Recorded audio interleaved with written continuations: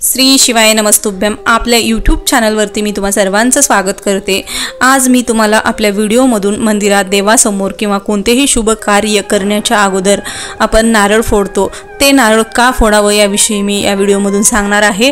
Video आवडला तर like आणि शेअर सबस्क्राइब करायला विसरू नका। चला तर मग आपण व्हिडिओला सुरुवात करूया।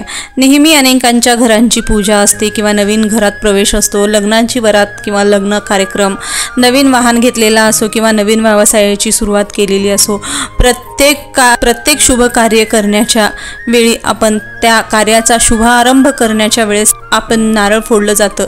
ते नारळ का फोडावं याच्याविषयी मी या व्हिडिओमधून थोडक्यात सांगणार आहे। नारळाच्या झाडाला कल्पवृक्ष म्हणतात। नारळाच्या झाडाला कल्पवृक्ष म्हटले जाते, हे काही खोटं नाही। नारळाचे बहुगुणी उपयोग आहेत। औषधी गुण उपयुक्त पोषक घटक नारळामध्ये लाख गुण असतील, पण शुभ कार्यात पहिल्याच क्रमावर श्रीफळ आहे। नारळ मंगलमय असल्यामुळे प्रत्येक शुभ कार्यात फोडले जाते।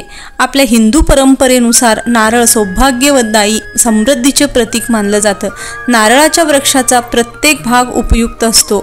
आपल्या भारतीय संस्कृतीमध्ये शुभ आणि मंगलदायी मानले गेले आहे। आपल्या स्वयंपाकघरातील अनेक आपण चविष्ट पदार्थ करत असतो, तर त्यावेळेस सुद्धा आपण नारळाचा वापर करतो। देवासमोर किंवा देवघरामध्ये देवासमोर शुभ कार्यामध्ये नारळ फोडण्याची का प्रथा आहे आणि काय परंपरा आहे याविषयीचा सांगते मी। देवासमोर नारळ फोडण्यामागचे बलिदानाचा भाव आहे।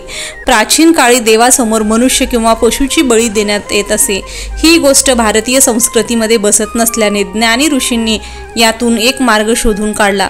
त्यांनी विश्वामित्राच्या प्रतिसृष्टीतील नर म्हणजेच नारळ याचे बलिदान लोकांना सुचविले, कारण नारळालाही डोके, शेंडी, नाक, डोळे इत्यादी आहे, परंतु बलिदानाच्या वेळी रक्तांचा शिडकाव झाला पाहिजे। म्हणून ऋषींनी देवांच्या मूर्तीला सिंदूर किंवा कुंकू लावायला व त्याच्यावर नारळाच्या पाण्याचा शिडकाव करण्यास सांगितले, त्यामुळे रक्ताचा लाल रंगही येईल।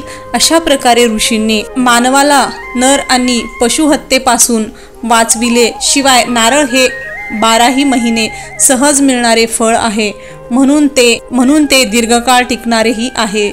म्हणूनच नारळ फोडलं जातं देवासमोर किंवा कोणतेही शुभ कार्य करते वेळेस।